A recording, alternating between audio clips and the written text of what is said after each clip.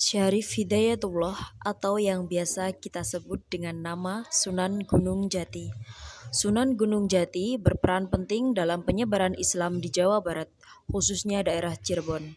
Sunan Gunung Jati adalah pendiri dinasti Kesultanan Banten yang dimulai dengan putranya yaitu Sunan Sultan Maulana Hasanuddin pada tahun 1527.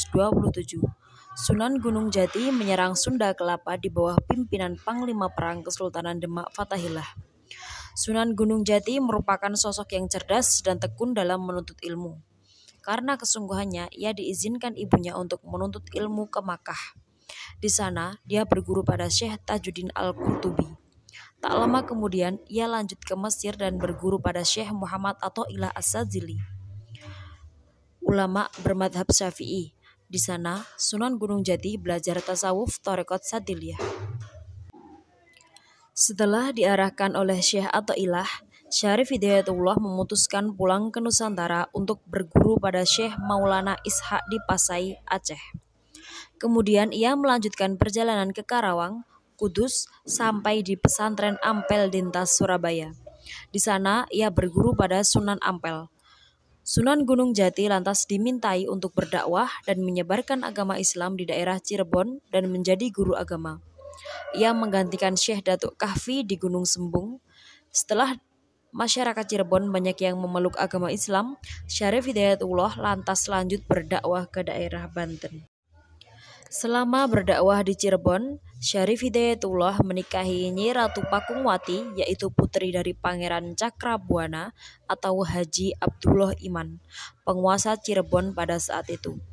Di sana ia mendirikan sebuah pondok pesantren, lalu mengajarkan agama Islam kepada penduduk sekitar. Para santri di sana memanggilnya dengan julukan Maulana Jati atau Syekh Jati. Selain itu, ia juga mendapatkan gelar Sunan Gunung Jati karena berdakwah di daerah pegunungan. Keturunan Sunan Gunung Jati dan istri-istrinya. Istri yang pertama, yang bernama Nyimas Babadan, dari pernikahannya dengan Nyimas Babadan tidak memiliki keturunan. Lalu pernikahan kedua dengan Nyimas Pakungwati dan belum juga dikaruniai keturunan. Lalu dalam pernikahan yang ketiga dengan Nyimas Rarajati memiliki dua keturunan, yaitu Pangeran Jayakelana dan Pangeran Bratakelana. Lalu pernikahan yang keempat dengan Nyimas Kawunganten memiliki dua keturunan, yaitu Ratu Winahon dan Pangeran Sebakingking. Lalu di pernikahan yang kelima dengan Nyimas Rara Tepasan, Sunan Gunung Jati dikaruniai dua keturunan, yaitu Ratu Ayu Wanguran dan Pangeran Pasarian. Dalam pernikahan yang terakhir dengan Ong Tien, Sunan Gunung Jati memiliki keturunan yang bernama Arya Kuningan dan meninggal dunia pada usia 4 bulan. Cucu-cucu dari Sunan Gunung Jati. Yang pertama, dari Pangeran Bratakelana, Pangeran Jayakelana, dan Ratu Winahon, dikatakan dari beberapa sumber, beliau tidak punya keturunan atau memang tidak tercatat oleh sejarah. Lalu dari Pangeran Sebakingking memiliki 3 cucu, yaitu Pangeran Suryani, Pangeran Pajajaran, dan juga Pangeran Maulana Yusuf. Lalu dari Ratu Ayu Wanguran memiliki 5 keturunan, yaitu Ratu Wonowati, Ratu Nyowo, Pangeran Agung, Ratu Sewu, dan Ratu Agung.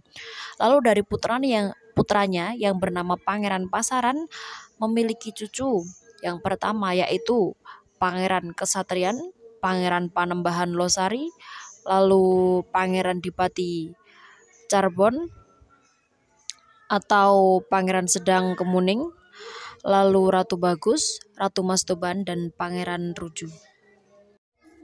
Menurut catatan Kesultanan Cirebon, sebagaimana yang tertulis dalam Negara Kertabumi dan Purwaka Caroban Nagari, Sunan Gunung Jati wafat pada tanggal 11 Kresnapaksa bulan Badramasa pada tahun 1490 Saka.